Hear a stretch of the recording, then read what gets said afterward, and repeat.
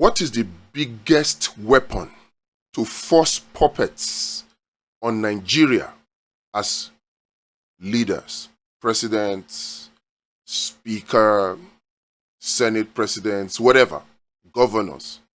What is that biggest weapon that is being used to force puppets of the Kolo cabal, puppets of this elite group of people in the US-led West? What is that biggest weapon?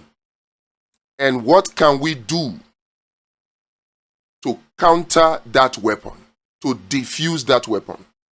This is the focus of this video. What is the Kolo cabal? What is the elite group of persons in the US-led West? What is their interest?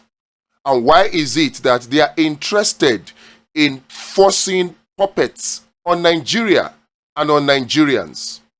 And what is the biggest weapon at their disposal?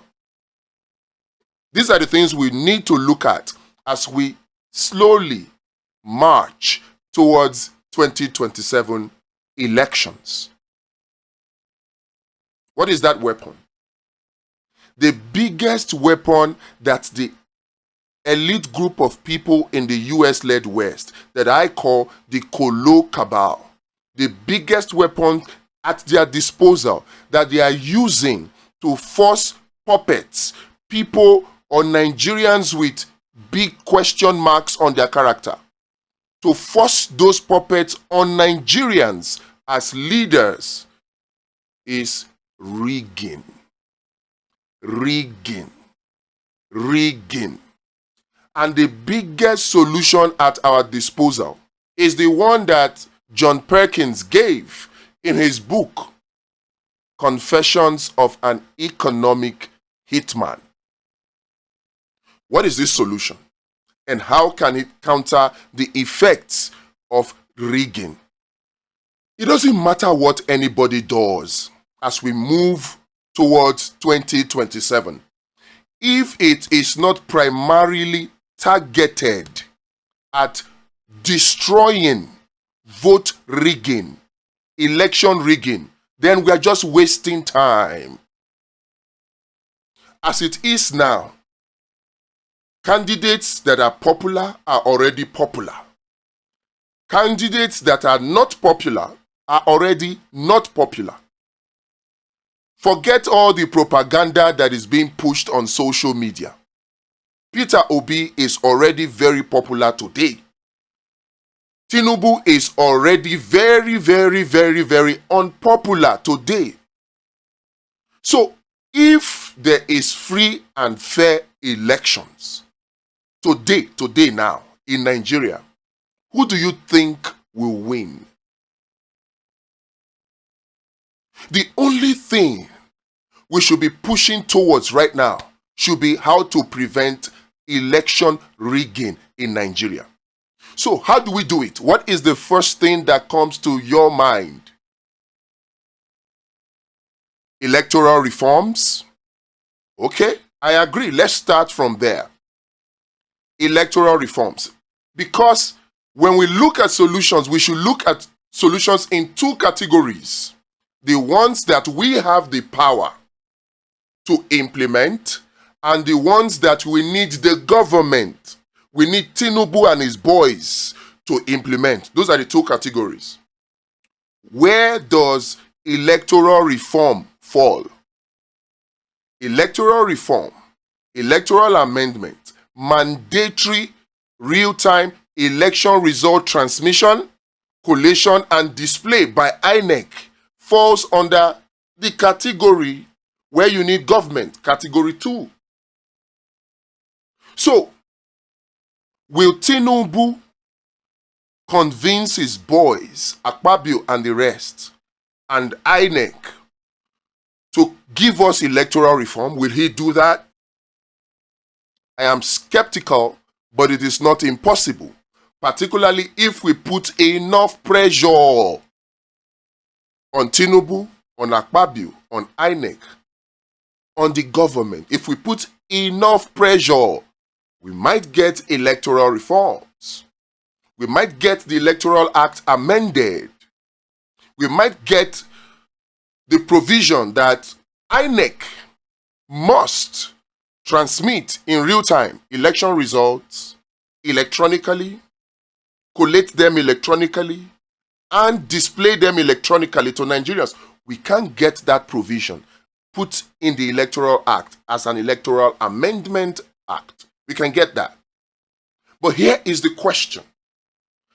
If by some miracle we are able to do that, by some miracle we are able to get Tinubu to give his life to Christ, to become born again, and decide that, okay, let us give Nigerians electoral reform.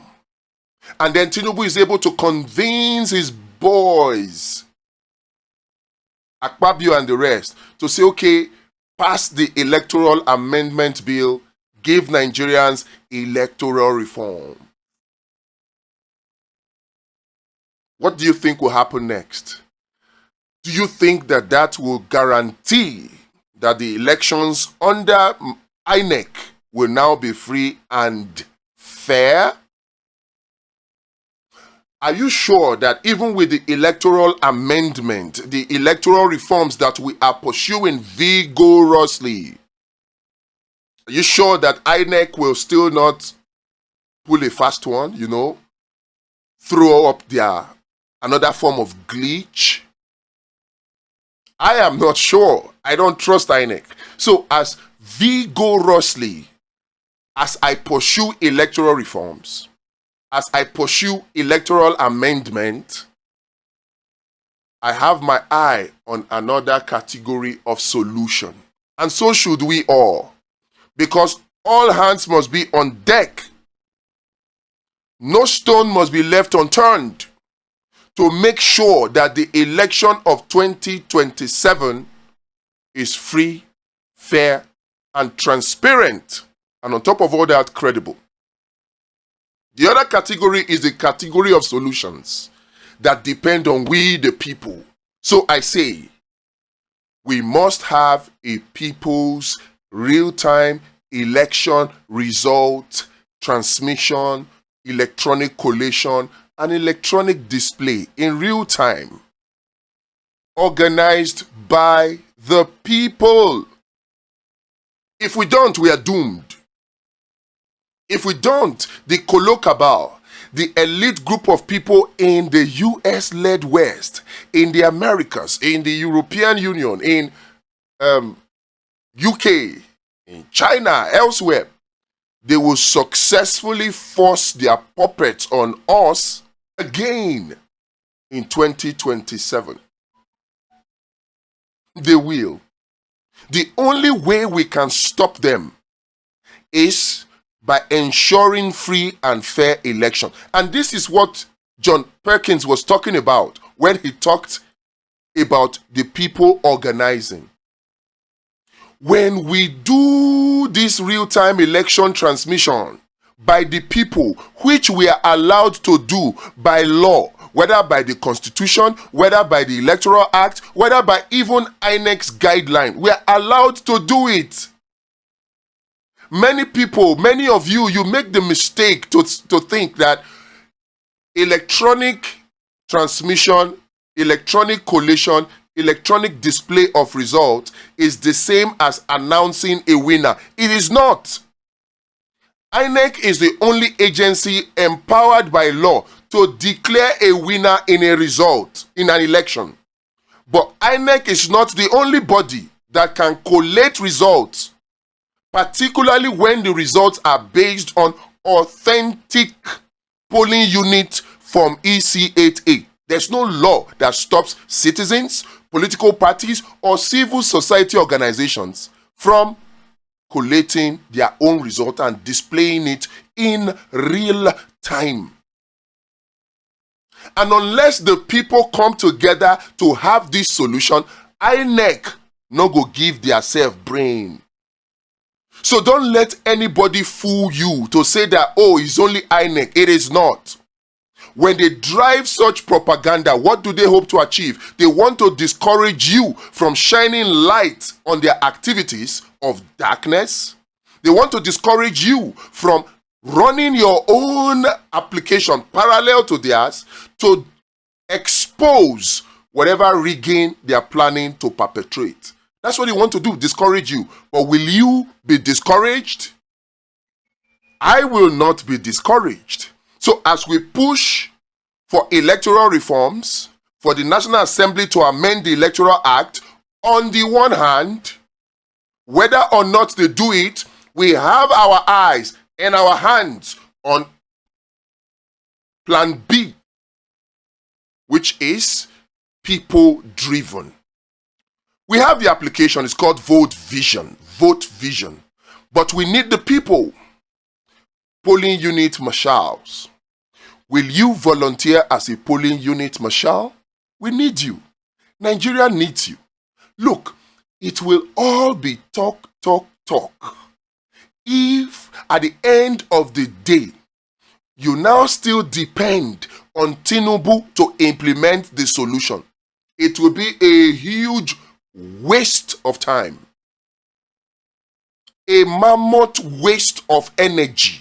If after everything, we are only relying on the implementation of an electoral reform by Tinubu and his boys. If that's all that we are pursuing, then we are of all men most miserable.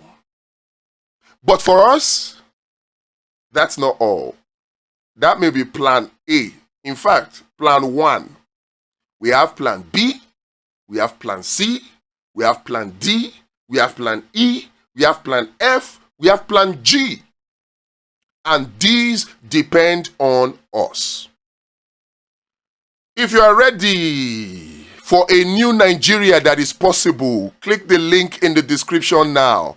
Let us put the structures in place to make rigging impossible for Tinubu and co. in 2027.